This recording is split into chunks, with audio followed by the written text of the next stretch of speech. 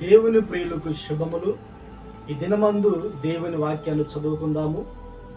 138వ కీర్తన 8వ వాక్యాన్ని మనం చదువుకున్నప్పుడు, యెహోవా నా పక్షమున కార్యము సఫలము చేయును, యెహోవా నీ కృప నిరంతరముండును, నీ చేతి కార్యములను విడిచిపెట్టకుము. ప్రియ దేవుని బిడ్డలారా, ఈ వాక్య భాగాన్ని మనం గమనించినప్పుడు, దేవుడు మనం చేసే కార్యములను సఫలము చేయవాడు. ఈ దినాల్లో అనేక మంది అనేక కార్యాలు ప్రారంభిస్తూ ఉన్నారు. ప్రారంభించిన కార్యము సఫలము కాక బాధపడేవారు కొందరు కనపడుతూ ఉన్నారు. అలాగునే సఫలమై సంతోషంగా జీవించేవారు కొంతమంది మనకు కనబడుతూ ఉంటారు. ప్రభు నమ్ముకున్న దేవుని బిడ్డలమైన మనము మన కుటుంబాల్లో ఉన్న అవసరతలను బట్టి, కుటుంబ కార్యక్రమాలను బట్టి కొన్ని కార్యక్రమాలు మనము ప్రారంభిస్తూ ఉంటాము. ఆ కార్యము దీవెనకరంగా జరగాలి అంటే, ఆ కార్యములో సఫలం మనము చూడాలి అంటే, ప్రార్థనా పూర్వకముగా ఆయన యందు విశ్వాసం వచ్చి మనం ప్రారంభించిన ఆ కార్యాన్ని దేవుడు సఫలము చేస్తాడు.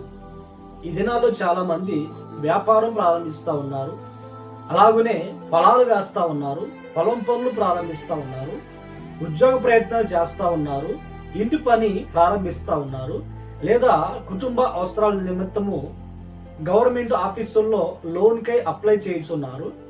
చేయుచున్న ప్రతి కార్యక్రమంలో కూడా దేవుని యొక్క కార్యము సఫలము కావాలి అంటే మనం దేవుని యందు విశ్వాసం ఉంచాలి.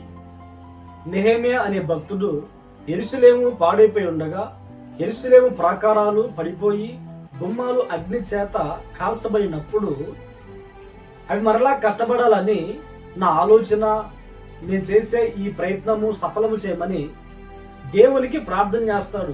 అలాగనే దేవుడు సఫలము చేస్తాడు. కొన్ని ఆటంకాలు ఎదురైనప్పటికీ కూడా, ప్రతికూలతలు, తృణీకరింపబడే సందర్భాలు, ఇబ్బందులు ఎదుర్కొన్నప్పటికీ కూడా దేవుడు ఆ కార్యాన్ని సఫలము చేస్తాడు. మరి దేవుడు మన కార్యాన్ని సఫలము చేయాలి అంటే మనం ఏమి చేయాలి? మనలో ఉండవలసిన అనుభవాలు ఏమిటి అని గమనించినప్పుడు, కీర్తనలో మనం గమనిస్తాము కదా, మొదటి కీర్తనలో దుష్టుల ఆలోచన చొప్పున మనము నడిపించబడకూడదు, పాపుల మార్గంలో మనము నిలవకూడదు, అపహాసకులు కూర్చున్న చోట మనము కూర్చోకూడదు. మరి ఏం చేయాలి? దేవుని యొక్క ధర్మశాస్త్రాన్ని దీవారాత్రం మనం ధ్యానించే వారముగా ఉండాలి. ఈ జీవ గ్రంథమైన బైబిల్లో ఉన్న వాక్యాలను ఎల్లప్పుడూ కూడా మనం ధ్యానిస్తూ దాని యందు ఆనందించుచు ఆ ప్రకారంగా మనము నడిపించబడే వారముగా ఉండాలి. అప్పుడు దేవుడు మనకు తోడుగా ఉంటాడు, ఆయన మన పక్షాన ఉంటాడు, ఆయన మనతో ఉంటాడు, కార్యము సఫలమవుతుంది.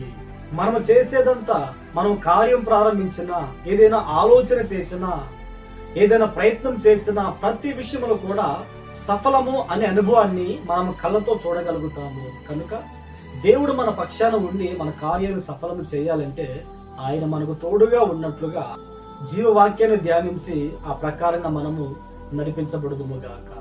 ప్రార్థన. ఆశ్చర్యకరుడా, గొప్ప కార్యములు జరిగించువాడా, మీకు స్తోత్రాలు. ఈ దినమందు మా పక్షాన్ని మీరు ఉన్నారు.